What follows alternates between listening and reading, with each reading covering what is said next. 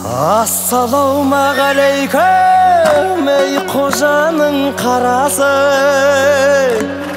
Уағалейкум ассалам, ұлы дала баласы.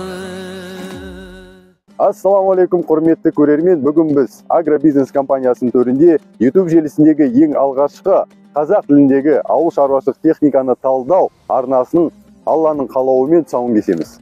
Есімім Ерлан Арын. Бүгінгі тақырыптар: бірінші, МТЗ тракторлердің жарты жылда көтерілген бағалары. Екіншіден, бастапқы жарнасыз, бастапқы ақшасыз жаңа тракторлерді лизингке қалай алуға болады. Үшіншіден, Қазақстан мен Беларусь елінде шығарылатын тракторлердің айырмашылығы қандай деген сұрақтарға жауап беремін. Ресей мен Украина қақтығысынан кейін әлемдік экономика күрт өзгерді. Оның әсерін жер шары және дүние жүзін азықпен қамтамасыз ететін аса қадірлі ауыл шаруашылық өкілдеріне және қарапайым халыққа күрделі әсерін тигізіп отыр. Ресейдің рублі 5 теңгеден 8 теңгеге дейін, ал ақш-тың доллары 430 теңгеден 480 теңгеге дейін көтерілді. Техниканың бағасы да көтеріле бастады. Сол бағаларға шалынсақ ағайын. Алдарыңызда Беларусь елінің шығарылымы.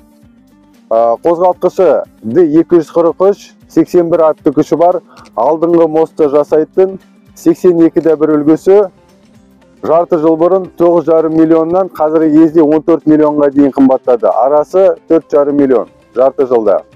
Ал оның ағайындары қозғалтқышы D245-5 90 атты күші бар МТЗ 892-2 және 952-2 алдыңғы мостты жасайтын балка күшейтілген 11,5 миллионнан 16 миллионға дейін көтерілді бағасы. Арасы 4,5 миллион ағайын.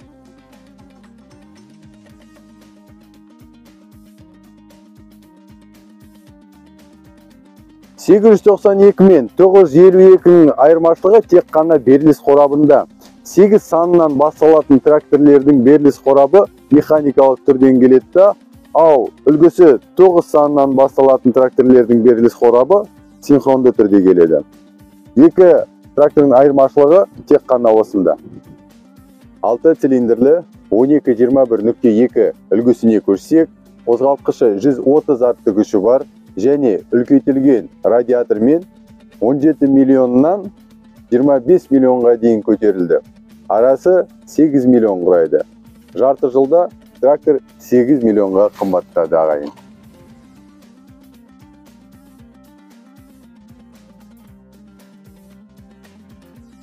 Ал екінші тақырыбымызға көшсек, осы тракторлерді алдын ала ақшасын төлемей, 10 жылға 6%-бен 1 жылдық демалыс алу мүмкіндігімен алам десеңіз, сізде заңды түрде шаруа қожалығы немесе ФХ, ТО, КХ болуы тиіс.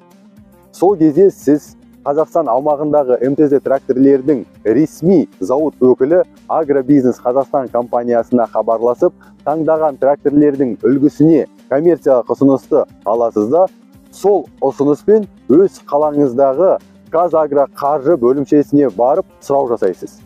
Менеджер сізге тез арада жинайтын құжаттардың тізімін береді. Бір аптаның ішінде құжаттарды тапсырып, бір айдың ішінде жаңа трактор алуға жақсы мүмкіндігіңіз бар. Және алған тракторыңызге мемлекет тарапынан 30% субсидия жазылады. Трактор Қазақстан Республикасының шығарылымы болуы шарт ол кезде. Осы шарттарға сүйенсек, бізде бір маңызды сұрақ туады. Қазақстан мен Беларусь елінің тракторлерінің айырмашылығы қандай?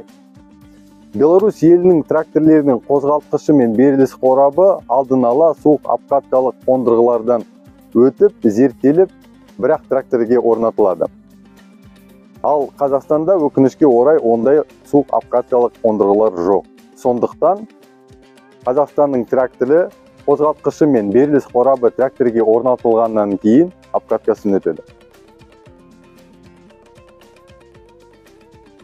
Ал ағайын, осы мәлімет сізге пайдалы болса және одан да басқа қазақ тілінде техника талдаулары болсын десеңіз, осы арнаға тіркеліп, подписация батырмасын басып, бейне түсірілімнің астында сұрақтар мен пікірлеріңізді және кеңестеріңізді аямай қамшылап отырсаңыз, мыңда бір шүкіршілік рахметімді айтамын. Біздің түсірілім аяғына дейін жетті. Басымыз аман, еліміз тыныш, тіліміз бүтін болсын ағайын. Сау, аман болыңыздар.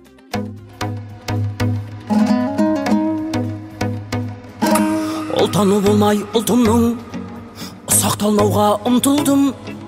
Құлы болмаған құлқынның, пейлі қымбат жұртымның. Мен қазақтың ұлымын. Шуағын төккен қаламның, шұғыласынан шаралдым.